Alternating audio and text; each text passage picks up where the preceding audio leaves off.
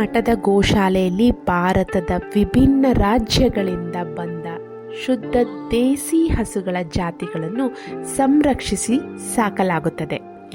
ಇದು ಗೋ ಸಂರಕ್ಷಣೆಯ ಜೊತೆಗೆ ಭಾರತೀಯ ಕೃಷಿ ಮತ್ತು ಸಂಸ್ಕೃತಿಯನ್ನು ಉಳಿಸುವ ಒಂದು ಮಹತ್ವದ ಪ್ರಯತ್ನವಾಗಿದೆ.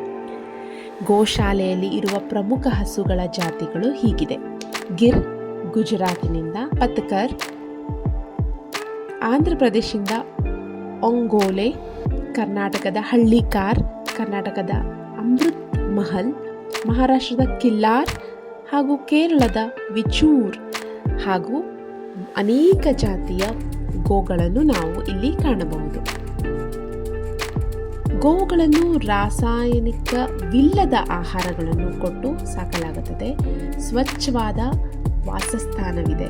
ನೈಸರ್ಗಿಕ ಚಿಕಿತ್ಸಾ ವಿಧಾನಗಳನ್ನು ಉಪಯೋಗಿಸ್ತಾರೆ. ಪ್ರೀತಿ ಮತ್ತು ಕಾಳಜಿಯಿಂದ ಪಾಲನೆಯನ್ನು ಮಾಡುತ್ತಾರೆ. ಶ್ರೀರಾಮಚಂದ್ರಾಪುರದ ಮಠದಲ್ಲಿರುವಂಥ ಗೋಶಾಲೆ ಕೇವಲ ಹಸು ಸಾಕುವ ಸ್ಥಳವಲ್ಲ, ಇದು ಭಾರತದ ದೇಸಿ ಹಸು ಸಂರಕ್ಷಿತ ಹಾಗೂ ಅದನ್ನು ಸಾಕುವಂಥ ಸ್ಥಳವಾಗಿ ಹೆಸರು ಮಾಡಿದೆ.